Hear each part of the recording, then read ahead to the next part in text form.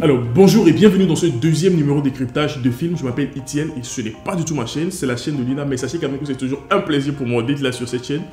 Linda, comment tu vas? Je vais bien, Etienne. Bonjour, nous parlons aujourd'hui de films. On va décrypter un film, mais pas n'importe quel film. Je confirme. Il s'agit d'un film top qui a fait l'unanimité, un des best-of de l'univers cinématographique du Hollywood.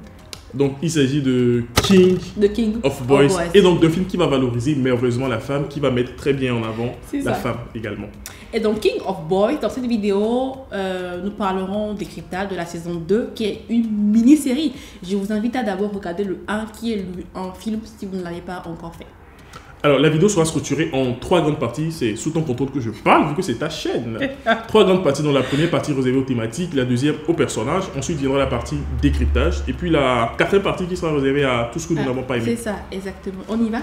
Let's go! Partie 1, les thématiques. Le film King of Boys a traité de la politique et de ses dessous, de la femme, du pouvoir, de l'église, du pouvoir, j'ai déjà dit, de l'église, de la loyauté et de la culture. Donc, en tout, 5 à 6 thèmes, Yeah, en gros, en fait. Mais ça. après, vous pourrez peut-être sûrement trouver d'autres thèmes. Mais bon, pour nous, c'est ce qui nous intéresse. Partie 2, les personnages. Alors, elle, Linda, je pense que c'est l'âme même du film, en fait.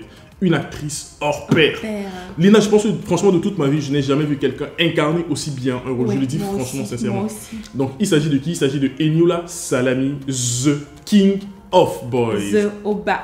Alors de son vrai nom, Sola Sobowale, Eniola parfaitement, selon moi, incarné son rôle dans le film. Donc ce qu'il faut savoir, c'est que Eniola est une femme qui a traversé beaucoup d'épreuves. Donc dans le 1 que nous vous invitons à suivre, elle a perdu ses 2 enfants. Et ensuite, quoi encore? Alors, elle a fait la prison, donc elle a été longtemps en exil. Yeah. Et elle a été également trahie par des personnes qu'elle pensait être au départ ses amis ou ses proches. Effectivement, j'avoue, ça fait beaucoup. Et tout cela fait que dans le film, elle devient un peu amère et puis beaucoup rigoureuse dans ses démarches. C'est ça, exactement. Alors, et dans cette saison 2, donc, elle a pour ambition justement de devenir le prochain gouverneur de l'État de Lagos. Yeah. C'est ça, hein? C'est ça. Ok. Oui, c'est ça. Vas-y. Il s'agit d'une femme quand même dotée d'une grande ambition. Avant qu'on ne passe quand même au prochain personnage, j'aimerais qu'on parle du style vestimentaire de Eniola Salami. Non mais franchement, chapeau au costumier ou à la costumière. On remarque durant tout le film, la série du coup, que Eniola est toujours tirée à 1000 épingles. Non mais franchement, ses vêtements sont à couper le souffle. Comme vous la voyez dans un nouveau vêtement, vous vous dites non mais qu'il est plus beau que le vêtement précédent. Et je pense, bon, sans me tromper, je pense que ces vêtements ont été cousus, ont été poncés à la hauteur de son rôle et de sa mission dans le film. Quoi. Aussi.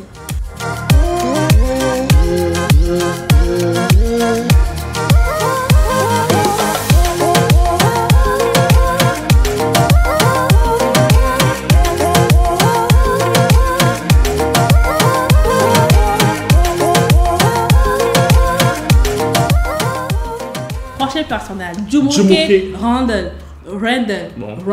Okay. Anyway, dans le film, elle est la première dame de l'état de Lagos, c'est-à-dire que son mari est le gouverneur de Lagos State. Vous connaissez sûrement l'adage qui dit que derrière chaque grand homme se cache une femme. Eh bien, cet adage prend littéralement tout son sens dans ce film avec Jumoke Randall et son mari, le gouverneur. Quand vous regarderez la série, vous comprendrez pourquoi. Jumoke Randall est la définition exacte de tous les moyens sont bons pour parvenir à ses fins, pour obtenir ce qu'on veut, peu importe le prix à payer. Elle ressemble peut-être un peu à Eniola dans le sens qu'elles ont la même rage, la même détermination, mais la grosse différence se trouve dans les moyens que chacun utilise pour parvenir à ses fins. C'est en cela qu'elle s'oppose. Jumoke Randall a un mauvais fond. Elle est dark, elle est sombre en fait, c'est l'obscurité même. Mais Eniola Salami n'est pas mauvaise en réalité. À Détaïga. Bon. Non, il est bon. De son vrai nom, Titi, c'est l'homme de main, garde de corps de Eniola Salami. Il est beau, grand. Non mais franchement, côté charisme, rien à dire.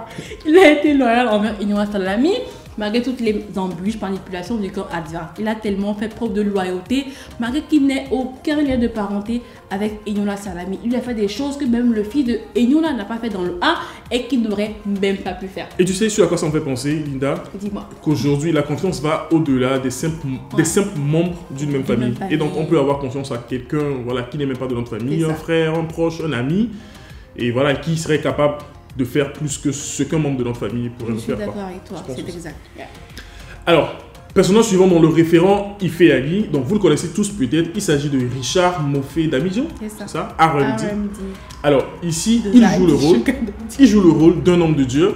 Et dans ce film, on a pu constater encore une fois que certains hommes de Dieu n'ont pas forcément l'apparence clean qu'ils essaient de présenter. Et puis dans le film, on nous montre un révérend qui finit par céder à une proposition pas tout à fait clean, pas tout à fait correcte. Donc parce que son image et sa réputation étaient en jeu. En réalité, dans le film, le révérend n'a pas du tout voulu être associé à quoi que ce soit de politique.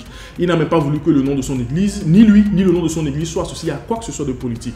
Donc un peu plus loin, ce qu'on remarque, c'est que le révérend a un enfant et une copine, alors que son église ne préconise pas du tout cela. Donc Eniola, qui est l'actrice principale, va finir par se servir de cela pour le faire chanter, et malheureusement le révérend va finir par céder.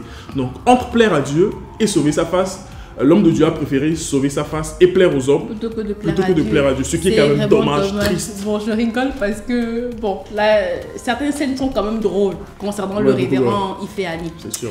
Avant de passer à la session de décryptage, parlons culture, tout ce que j'aime. Dans la série, ils ont énormément parlé Yoruba, mais vraiment.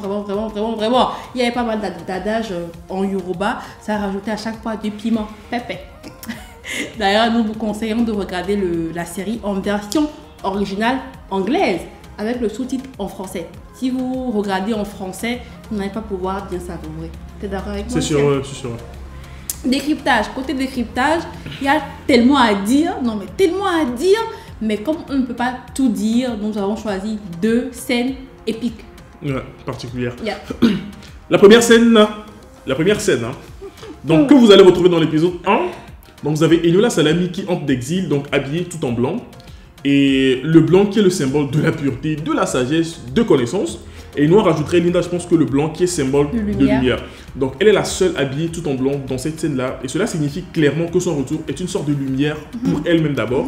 Et ensuite une sorte de lumière pour les projets qu'elle aimerait accomplir. C'est ça. Ensuite, on voit qu'à sa descente de l'avion, elle est entourée par elle marche en étant entourée par des hommes qui sont ses gardes de corps. Au début, on ne la voit pas vraiment, mais au fur et à mesure, elle sort du lot en se plaçant devant ces hommes-là. Cela signifie tout simplement que Eniola Salami est venue régner sur tout le monde, plus précisément sur l'homme petite tache. On sait tous généralement que la politique est un milieu d'hommes et dans le cas précis de la série, rares sont les femmes qui deviennent gouverneurs de leur état. Et elle, Eniola Salami, j'aime trop son nom. C'était clairement son objectif. On précise dans cette scène qu'elle n'était pas encore gouverneure, mais on pouvait clairement voir la rage, la détermination. Elle donnerait absolument tout pour atteindre cet objectif-là. Alors nous remarquons également que les gardes du corps, donc il a conduit, étaient au nombre de 7 personnes au total. Et le 7 qui est le chiffre de la perfection et de la victoire. Donc, pour dire qu'elle ne compte pas juste régner sur les gosses, selon moi, ça devient personnel, mais qu'elle compte bien régner sur les gosses. Donc, régner à la perfection de sorte à ce qu'elle laisse des traces et que ces projets qu'elle aurait accomplis puissent vraiment porter. Pour finir la session de décryptage de cette première scène, nous voyons que Eniola Salami arrive la nuit et non en journée. Pourquoi la nuit, Étienne? Aucune idée. En réalité, tout ce qui est appelé à naître naît dans la nuit, je m'explique. Pour qu'il y ait naissance, il faut quand même qu'il y ait un effet obscurité, à l'exemple de l'embryon qui se forme dans le noir, de la graine qu'on plante sous terre dans le noir qui doit pouvoir pourrir et germer à la lumière du jour. D'où le fait que Eniola arrive la nuit pour dire en réalité qu'il y a une nouvelle naissance qui est sur le point d'arriver. Et puis on dit souvent que la nuit porte conseil, donc pourquoi la nuit, voilà. La deuxième scène est également une scène assez particulière, donc c'est d'ailleurs l'une des dernières scènes du film. Et dans King of Boys, vous avez Lagos qui est présenté comme une ville ayant 2 faces. Donc vous avez la première face qui est la face visible de tout le monde. Et puis vous avez la face cachée qu'on ne peut pas voir, comme le nom le dit, face cachée. Donc la face visible est dirigée par le gouverneur, alors que la face cachée est dirigée par les membres de la table. Donc la table qui est une organisation à la tête de laquelle Eniola se trouve, ce qui lui vaut d'ailleurs le nom de King of Boys. Donc dans la dernière partie de cette scène épique là du film, vous avez Eniola qui doit passer la main, donc qui doit laisser la chaise du King à un autre. Malheureusement, tout ne se passe pas comme prévu, et puis un carnage survient, un carnage au cours duquel tous les membres de la table seront tués. Donc ce qui nous intéresse dans cette scène, c'est de voir, c'est d'analyser l'avant et puis l'après-carnage. Donc l'avant-carnage, on a les membres de la table qui étaient vivants, bien assis à la table, et puis on a toutes les bougies de la table qui étaient allumées. Donc les bougies allumées, selon moi, symbolisent la vie. Donc après le carnage, vous avez toutes les personnes de la table qui sont tuées, qui sont mortes, et puis vous avez toutes les bougies également qui sont éteintes. Comme quoi, pour faire le lien, et puis pour donner la signification de la mort, selon moi. Ensuite, vous avez ce plan où l'on peut voir Makanaki, donc le nouvel élu de la table, donc, pointer son arme vers celui qui jusque-là essaie de voler ou d'usurper la place d'Eniola Salami. C'est vrai que ça fait un peu compliqué, mais je vous rassure que lorsque vous regardez le film, vous allez très bien comprendre ce dont on entend parler, je crois. Donc, alors, ce plan en cinéma s'appelle de la contre-plongée, sûrement que vous le savez déjà, et traduit souvent la domination ou la gouvernance, ce qui rime très bien avec le nouveau poste que Makanaki occupe désormais, et ce poste-là qui va lui permettre de gouverner la deuxième face, qui est la face cachée de Lagos. De Lagos State. Dernière partie, ce qu'on n'a pas aimé, en réalité, le film est bon. Il est super bon. 5 stars. Tout ce que moi, je n'ai pas aimé, ce sont les scènes ritualistes, sanglantes, qui font un peu froid dans le dos. Mais que cela ne vous empêche pas de regarder la série.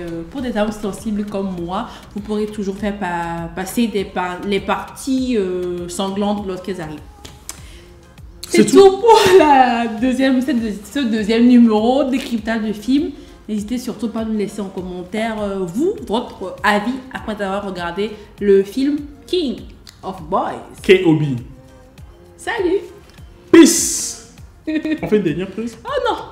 T'es sûr? Allez, à souhait. Au point. Mon pont.